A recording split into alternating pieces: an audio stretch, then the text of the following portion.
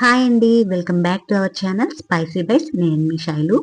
ఈరోజు మన వీడియోలో వెజ్ దమ్ బిర్యానీని చాలా సింపుల్గా ఎలా తయారు చేసుకోవాలో చూపిస్తాను. ఫస్ట్ టైం చేసిన వాళ్ళైనా కూడాను చాలా ఈజీగా చేసుకునే ప్రాసెస్ అయితే చూపిస్తాను. నేను చెప్పే ప్రాసెస్ లో ఒక్కసారి వెజ్ దమ్ బిర్యానీ ట్రై చేయండి.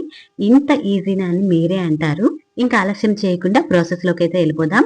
ముందుగా అడుగు మందంగా ఉన్న ఒక కడాయిని తీసుకొని ఇందులో కట్ చేసుకున్న క్యారెట్, బీన్స్, బంగాళదుంపలు అలాగే పచ్చి బఠానీ వేసి ఇందులోనే ఒక 2 టేబుల్ స్పూన్ల వరకు అల్లం వెల్లుల్లి పేస్ట్, రుచికి తగినంత ఉప్పు, కొద్దిగా పసుపు, 2 టేబుల్ స్పూన్ల వరకు కారం, 1 టేబుల్ స్పూన్ వరకు ధనియా పౌడర్, 1 టేబుల్ స్పూన్ వరకు జీరా పౌడర్, 1 టేబుల్ స్పూన్ వరకు గరం మసాలా పౌడర్, అలాగే 1.5 టేబుల్ స్పూన్ వరకు బిర్యానీ మసాలా పౌడర్, కొద్దిగా ఫ్రైడ్ ఆనియన్స్, అలాగే అరకప్పు వరకు పెరుగు, కొంచెం కొత్తిమీర, పుదీనా, ఒక నిమ్మకాయని మొత్తం కూడా పిండుకొని వేసుకోవాలి. ఇందులోనే ఆనియన్స్ వేయించుకున్న ఆయిల్ కూడా వేసుకోవాలి.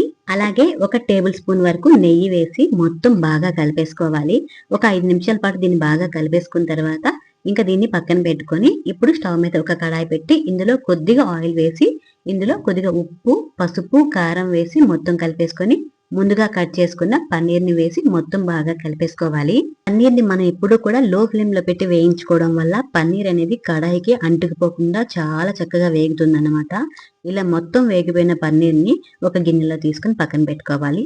నెక్స్ట్ ఇప్పుడు ముందుగా మ్యారినేట్ చేసుకున్న వెజిటబుల్స్ అన్నిటిని కూడా స్టవ్ మీద పెట్టి ఒక్కసారి కలిపేసుకొని మూత పెట్టి లో ఫ్లేమ్ లో ఒక 10 నిమిషాల పాటు దీన్ని ఉడికించుకోవాలి. ఇలా ఉడికించుకోవడం వల్ల ముక్క అనేది కొంచెం సాఫ్ట్ గా వస్తుంది. 10 నిమిషాల తర్వాత మూత తీసి మొత్తం ఒకసారి కలిపేసుకొని ఇందులో ఒక అర గ్లాసు వరకు వాటర్ వేసి మొత్తం కలిపేసుకొని మళ్ళీ మూత పెట్టి లో ఫ్లేమ్ లో మరొక 5 నిమిషాల పాటు దీన్ని కుక్ చేసుకోవాలి.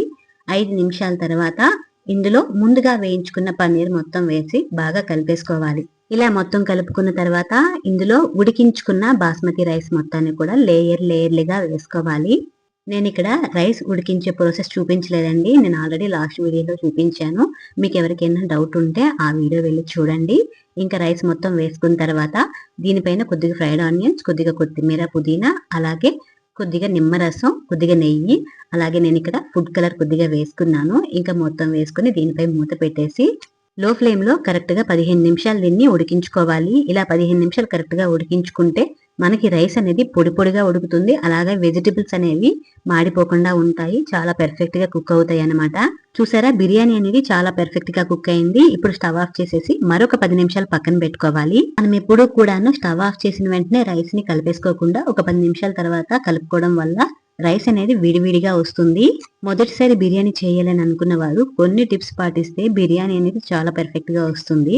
అవి ఏంటి అంటే ఫస్ట్ మనం మ్యారినేట్ చేయడం రావాలి, అలాగే రైస్ కుక్ చేయడం రావాలి. వాటితో పాటు మనం దమ్ పెట్టేటప్పుడు ఎంత టైం పెట్టుకోవాలి, ఈ 3 ప్రాసెస్ మనకు తెలిస్తే బిర్యానీ అనేది ఎవరైనా సరే ఈజీగా చేసుకోవచ్చు. మరి మీకు వీడియో నచ్చింది అనుకుంటున్నా. నచ్చితే లైక్ చేయండి.